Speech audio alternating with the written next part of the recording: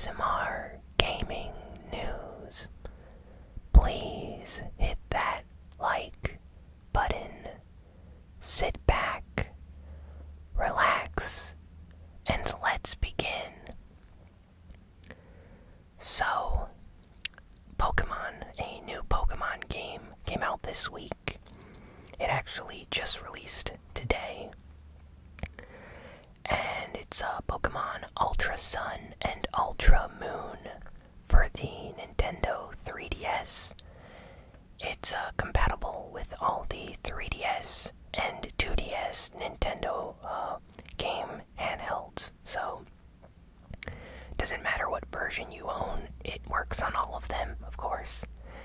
And they just released a statement today that Pokebank, which is the ability to transfer Pokemon from a bank-like storage system from previous games to this version of Ultra Sun and Moon, is going to be available within a week or so. So that's very nice if you're a Pokemon fan and you want to transfer some of your Pokemon or save them onto this Pokebank in order to use them in the future with other games. So that's going to be arriving shortly, and online reviews so far are very positive.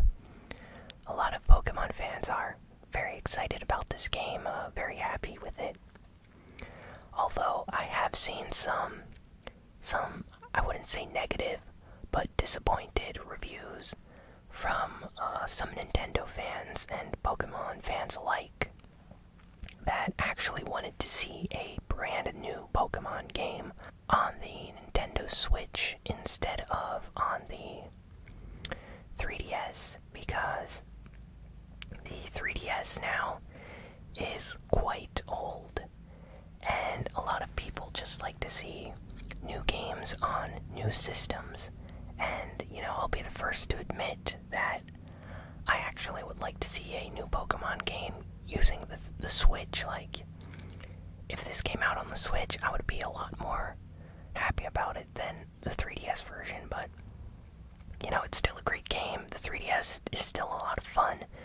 It's just that I understand why Nintendo wanted to release it on this handheld instead of their brand new Switch, simply because the target audience is on the 3DS.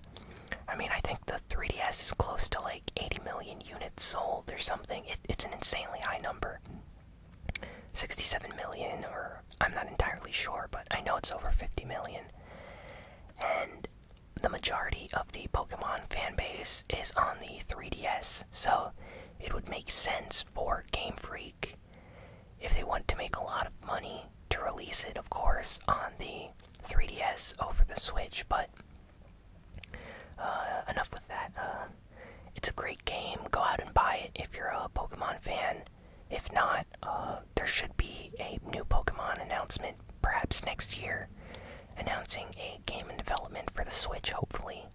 Or maybe an enhanced version of Ultra Sun and Ultra Moon for the Switch. That would be really awesome if that actually happened. Star Wars Battlefront 2 came out this week. And let's just say that it's been receiving some very, very negative reviews online.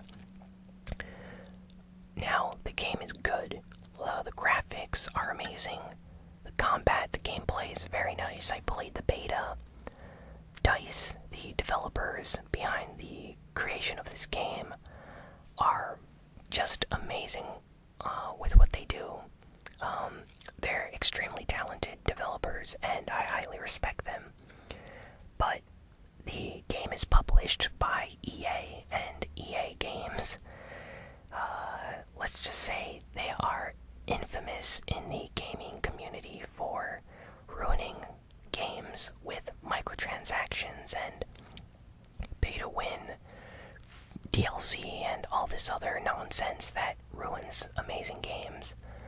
So, the game is good, but it's been receiving a lot of backlash online this week because of the inclusion of all these microtransactions within the game, where in order to unlock content, you either have to play the game for hundreds of hours, or you have to put in real money after you purchase the game in order to increase your chances of obtaining items that you should just unlock with the game progression, but instead they locked it behind a paywall of sorts. So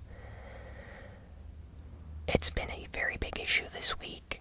So that's one of the reasons why this amazing game is getting a lot of hate online, and I understand.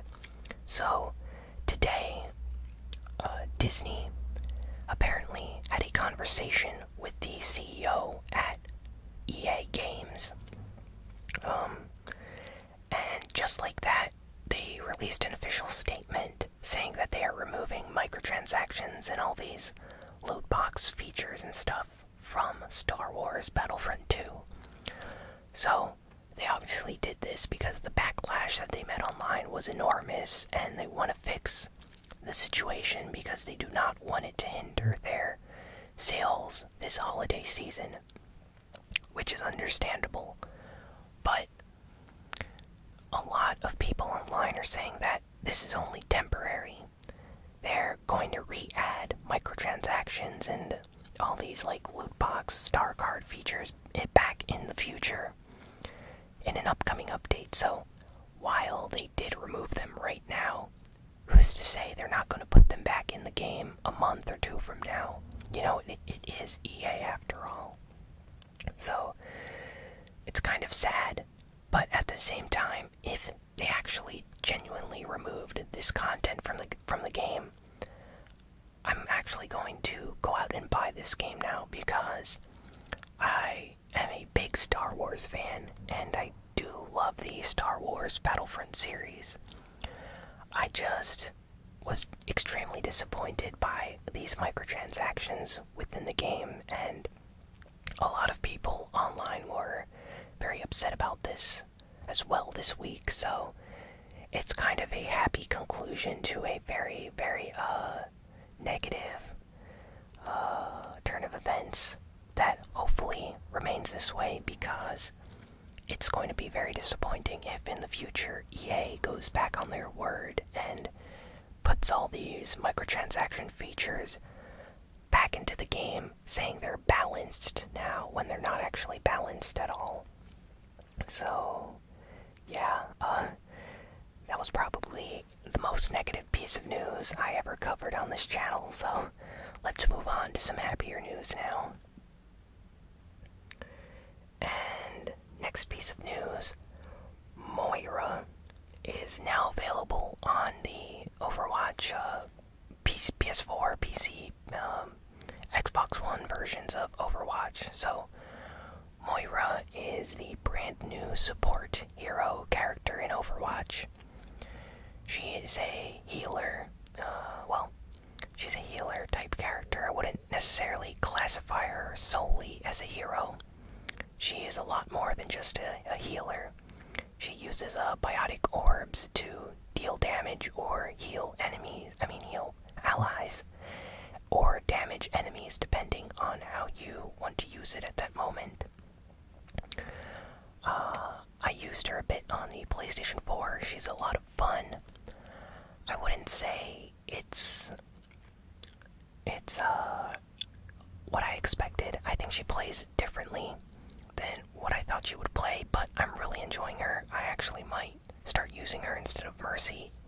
Definitely going to do a video for the channel where I use Moira, so that's going to be a lot of fun to watch. And let's see, they also nerfed Mercy in this new update, so Mercy is now a lot weaker. Specifically, her resurrect ability is extremely nerfed. Like, she moves at like 1/7 of her normal speed now when she's resurrecting someone, so you can no longer jump in and resurrect someone. You actually stay there for like 2 seconds, and enemies can easily pick you off. So do not resurrect unless you're an ultimate, because when you're in your ultimate form of Valkyrie, she can easily resurrect in an instant, whereas if you don't have ultimate activated, she is extremely slow with resurrection. Like, don't even attempt it unless there is no one around to damage you, because enemies are going to take that chance to take you out. And Anna, or Anna, depending on how you pronounce her, also received a buff, not a nerf. She got updated in the latest patch for Overwatch, and she actually deals 70 damage now over 60. So she can actually 3-shot Pharah now. So 3 shots and you take out Pharah. So that's really nice. The only downside about this is on console, it's extremely hard to play Ana on console. I mean, there are very good Ana players on console, but if you're not using a mouse, I find it's very difficult to aim and hit moving targets like Genji, Pharah, Tracer. Using Ana, it just isn't as easy as using a mouse on PC. With the analog sticks on the controllers, there's only a certain degree you can calibrate them. And yeah, I like Ana, but I don't think she's exactly viable, for me at least, on Overwatch for PS4. But yeah, very happy about Moira. And next piece of news, Sony trademarked Syphon Filter. So the trademark surfaced that Sony made this week for Syphon Filter. Now, Syphon Filter has been was a very big series back on the PlayStation 1, and it continued into the PlayStation 2 and PSP era, and after that it kind of just died. They never really made more games after that, I believe. Some of the companies and developers that worked on the previous games all moved on. The actual original company no longer exists, although I could be mistaken. But Sony has trademarked the title Syphon Filter, so this has led some people to believe that perhaps a new Syphon Filter game is in the works, or maybe they're going to reboot the series for PS4 in a secret upcoming announcement. So it could be anything. I actually hope it's a reboot of some kind. The Syphon Filter series on PS1 was a lot of fun. Sony officially dropped the PlayStation 4 to $199 for Black Friday. So if you do not own a PlayStation 4 yet, I highly recommend you consider picking one up on Black Friday. It's only $199. Currently, I believe this promotion is only available in North America, so if you live in Europe or any other countries, that's not going to work for you. But $200 for a PS4, that's a very good deal, considering all the games and stuff you can play on it, and just what the PS4 can do. I mean, it can read Blu-rays, and you can use that as a Blu-ray player, play games. That's definitely a good deal, especially if you can get a bundle version with a game or something. So a rumor has been circulating that Devil May Cry 5 and Soul Calibur 6 are going to be revealed at PlayStation Experience. So, PlayStation Experience, as you know, is the special Sony PlayStation conference that takes place once a year in December, and yeah, this is a very unique leak. I mean, a lot of fans have been clamoring for a new Devil May Cry game for quite some time now. I believe it's been since DMC was rebooted back on the PS3 and Xbox 360 that people have been requesting avidly for a Devil May Cry 5 game. And Soul Calibur has been in dire need of a new game for quite some time as well. I mean, it's a beloved series by fighting game fans, since the Dreamcast era. Even on Nintendo systems like Soul Calibur 2, back on the Nintendo GameCube, had a special version specially made for Nintendo systems where you could play as Link. So if they are making a Soul Calibur 6, they could possibly bring it to the Switch as well. And maybe, bring back some old characters like Link and make him a exclusive character for the Switch version of the game. That would be really cool. So, these are just rumors. They could just be fake and made up, but... So yeah, I feel like Devil May Cry 5 is probably in development. I think that Capcom has been very silent about that game or that franchise for a while now.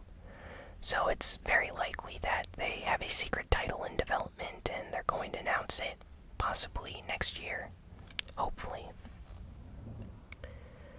And speaking of PlayStation Experience, Sony released an official list of all the developers and games that are going to be shown and available to play at the event. They also gave out the official release or official date that you're going to be able to partake in this event. It's going to occur on December 9th and 10th. So the 10th and 9th of December, you're going to be able to watch special live streams on YouTube or the official PlayStation Twitch channel. They're probably going to announce or show off some new games. Apparently they have 10 games that haven't been announced yet that they might show at PSX, so keeping my fingers crossed for that. It's definitely going to be a very hype event. So if you're a Sony fan, a PlayStation fan, definitely watch that when it comes out in a few weeks. Next, we have a strange piece of news that caught everyone by surprise. So, Tekken 7 has a brand new third DLC character that was just shown off this week. He was announced. They released a trailer. There was a live crowd reaction video on YouTube. I highly recommend checking out the live reaction to the Tekken 7 reveal. It's very, very lively, with a lot of fans cheering and clapping and stuff. It was a big moment for the fighting game community. So, Noctis, Lucis Kylum from Final Fantasy 15, the main character from the Final Fantasy 15 game, is officially a Tekken 7 fighter now. He's a new DLC character that's going to be arriving shortly for the console and PC versions of Tekken 7, and yeah, it looks really cool. He uses his signature sword, as well as multiple blades that he can summon, armigers, which are essentially the weapons of various kings that he can summon during the fight. His attacks are very, very flashy. The combat looks very fast, so he's definitely a character I'm going to want to, check out once the DLC officially releases. I actually might do a video on him for the channel. I know a lot of you have been requesting a new Tekken 7 video, ASMR video for Tekken, so I might actually wait until the DLC is released and then do a video for that, but yeah, looks really nice. Can't wait to play as Noctis in Tekken 7. And speaking of Tekken 7, they also announced that they're going to be fixing the input lag and other fixes to the game. So, for those that don't know, Tekken 7 runs in Unreal Engine 4, and because of that, every Unreal Engine game has a number of milliseconds of lag just automatically inputted into the development code of this engine. So what happened was, after this game came out, people started noticing in the fighting game community that when they were using like 1 millisecond response time monitors and, you know, very low frequency input lag screens and stuff, that the game, when they were playing online, was still giving them lag. Like, they would input a command, a combo, and it took like 30 milliseconds or 40 milliseconds, 50 milliseconds for it to actually register. Like, the frames within the game actually like froze and took like 6 frames or 8 frames of time before it actually completed this function. So this is a very easy way to cheese your way through online matches, because if someone throws a punch and there's some lag and there's input lag, you're still able to block and retaliate that attack by predicting the input lag that's automatically in this game. So they're looking into ways to fix this. It's a lot more complicated than how I'm explaining it. Probably not even doing a good job, but they're going to fix this, and they are aware of the problem. So fighting games should always have as less input lag and lag as possible. So hopefully they fix this issue, and I actually was not even aware of this until this information came out this week, so it tells you how much I know. Xbox officially allows you to gift your digital games to your friends now. So Microsoft has finally given Xbox owners a feature that PlayStation owners have been wanting for like the past decade or so. I think it's been since the PS3 days that fans have wanted the ability to essentially, you know, gift games to their friends. You know, sometimes you have a friend on PlayStation Network that you've known for years, or maybe you bought a game that you don't really like, and this person is a big fan of that series. Well, it would be nice to just be able to give that game to your friend, like the license, and just transfer it over to their account, where Sony has not implemented this feature. Xbox has just done this now, so any Xbox One owner can now gift digital games to any of their friends. So that is a very nice feature, and I really hope Sony and maybe even Nintendo learns from this and allows people to gift games to each other. That would be really nice. PlayerUnknown Battlegrounds is back in the news this week. It's been breaking all sorts of records on Twitch and online gaming. Apparently it has like the most concurrent users of all time right now. The developers, Bluehole are the developers behind the Unknown Battlegrounds game. And they were interviewed this week, and they mentioned an unannounced project that they are creating for the PlayStation 4. So, even though they did not give the official title or name of this game that they're creating out, it's pretty much confirmed now that it's PlayerUnknown Battlegrounds. It's going to be coming to the PS4 possibly next year, so hopefully that comes out soon. I really want to play it on PS4. Stardew Valley. So the developer behind Stardew Valley released a Twitter statement this week saying that he has a lot of new content planned for Stardew Valley next year. They're going to release an update, and he plans on releasing more single-player content in the game. So, essentially, there's going to be like an ability to use a boat and go on the ocean and play with your friends in multiplayer, as well as new locations and areas you can visit. So It looks like Stardew Valley is going to be even bigger than it already is with more content, so... And it's all going to be free, like it's a free update, so... That's really nice. I love it when developers just give out free content for their game and just update it like this. Nowadays, most games just have season passes and DLC and microtransactions, so it's nice when a developer gives it to you for free with an update, similar to how Overwatch does it.